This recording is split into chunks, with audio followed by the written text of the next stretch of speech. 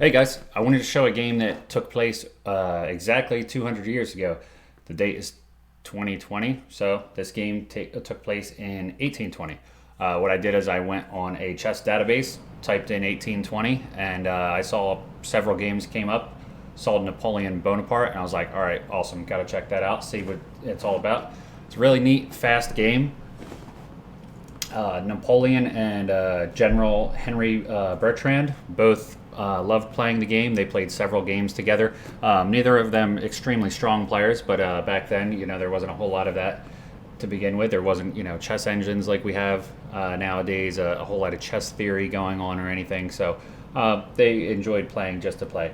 One quick fact, Napoleon Bonaparte was not short. He was completely average height for the time. And also their unit of measure at the time, they still did feet and inches, but the French conversion was different from the other conversions going on in Europe called by the same name, so there were slight variations. So in France, he was considered 5'2", which really converts to 5'6" today, nowadays. Right around there. So really, he was about average height. So the whole Napoleon complex thing, complete myth. Don't believe me? Look it up. It's real.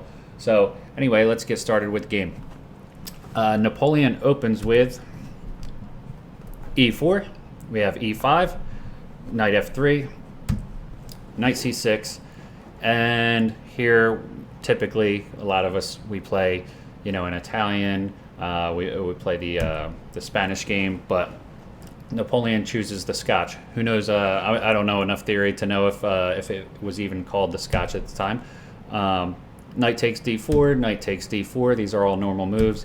E takes d4, and most of us would think they're just recapture the free pawn, but Napoleon decides to go for piece activity. Figures maybe we can get the pawn later on, or just go for rapid development and castle early. So it goes for bishop c4, black plays bishop c5, and then c3 with the idea to sacrifice this pawn to get more rapid development, open lines, get the game going. But instead of playing this c3, again, pause the video if you want, see if you can find the move for Napoleon, which would have not necessarily won the game, but would have given him a huge advantage out of the gate.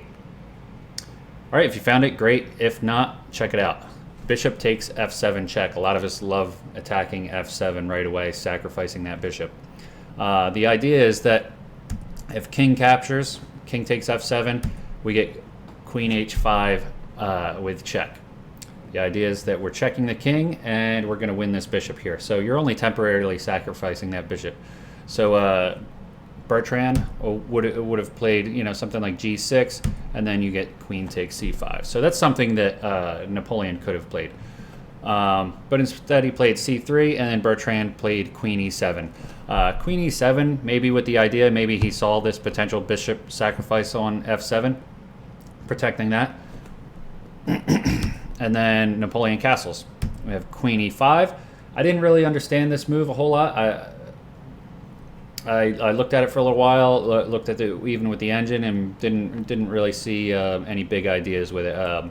Not really understanding why I didn't go for more development. But Napoleon plays f4, attacking the queen, trying to get the queen out of there.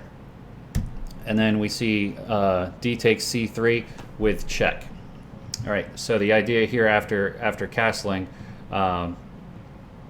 you have this discovered attack after capturing the pawn, so we can't get that rapid development like we want.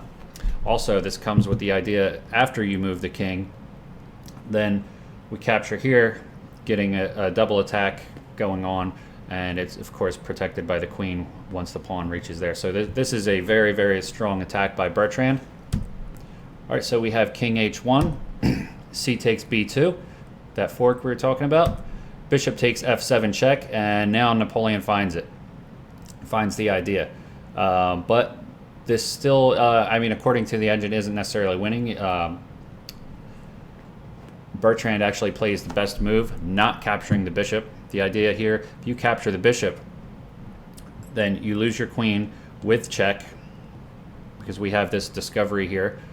And then We still have this threat going on here, so this rook is going to fall. But the best thing to do here is just move the king out of the way, and that's what Bertrand does. King d8, f takes e5, dropping the queen. Bishop takes a1, getting the queen right back. Bishop takes g8, bishop e7.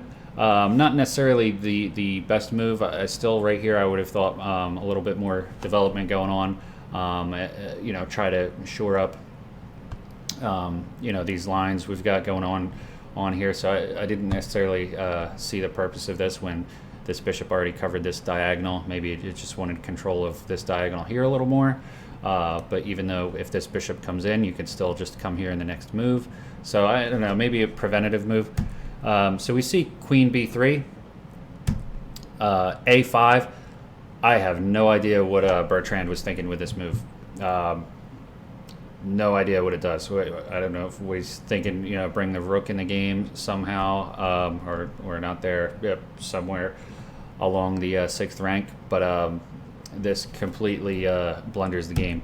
So we see rook f8 check, bishop takes f8, bishop g5 check, bishop e7, bishop takes e7 check, king takes e7, queen f7 check, king d8, and queen f8 mate. So an 18 move game, complete win by, or I shouldn't say complete win, but a more of like a comeback win by Napoleon. Very rapid game, fun game to click through and see what was going on, see the ideas, and see a game that was played 200 years ago. Hope you guys enjoyed it. Maybe tomorrow or another day, I'll find a game from 1821. See you guys.